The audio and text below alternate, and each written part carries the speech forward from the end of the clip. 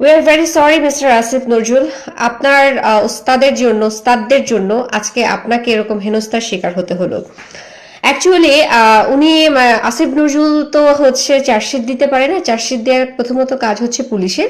পুলিশও চার্জশিট দিতে পারছে না, কারণ হচ্ছে পুলিশকে যদি চার্জশিট দিতে হয় তাহলে দিতে হবে ডক্টর মোহাম্মদ ইউনুসের নামে। তো একজন সিটিং চিফ অ্যাডভাইজার, তার নামে তো চার্জশিট দেওয়া যায় না। এই কারণে পুলিশ বিলম্ব করছে চার্জশিট দিতে। যবে হচ্ছে প্রধান উপদেষ্টা মানে ডক্টর মোহাম্মদ ইউনুস যখন সিট ছেড়ে নিচে নামবেন তখন তার নামে চার্জশিট দেওয়া হবে, কারণ এটার সাথে সম্পৃক্ত হচ্ছে সরাসরি জামাত ইসলাম।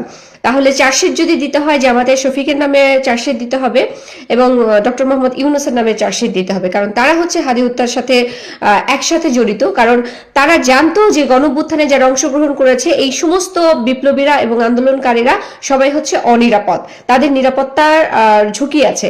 তারা জেনে শুনে তাদেরকে নিরাপত্তা দেয়নি। হাদি হত্যা যখন হয়েছে তারপরে হচ্ছে তাদেরকে তা আবার কাকে, জামাতের শফিককে, শিশির মনিরকে, তারপর শিশির মনির যে কি ব্যারিস্টার শাহরিয়ার কবির, এদেরকে হচ্ছে গানম্যান দেয়া হয়েছে। এর আগে হচ্ছে স্বরাষ্ট্রমন্ত্রী থেকে শুরু করে ডক্টর মোহাম্মদ ইউনুসের টনক নড়ে নাই। ডক্টর মোহাম্মদ ইউনুস কি করেছে, হাদির বড় ভাইকে একটা বড় চাকরি দিয়েছে, কাজী নজরুল ইসলামের পাশে হাদিকে শায়িত করা হয়েছে জাস্ট বিকজ অফ তার সিটটা, তার গাটা বাঁচানোর জন্য।